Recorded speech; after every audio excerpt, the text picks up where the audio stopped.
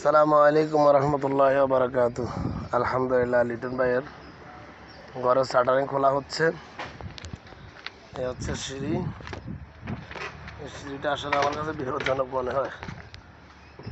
যাক, এটা আমার প্ল্যান, ওটা হলো ইঞ্জিনিয়ারের প্ল্যান। অবস্থা, শাটারিং খোলা হচ্ছে। এই যে ডিমের ফিনিশিং।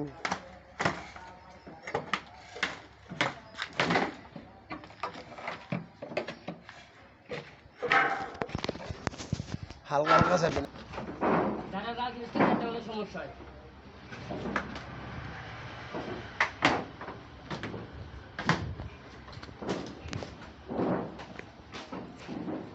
বারান্দা, সিঁড়ি।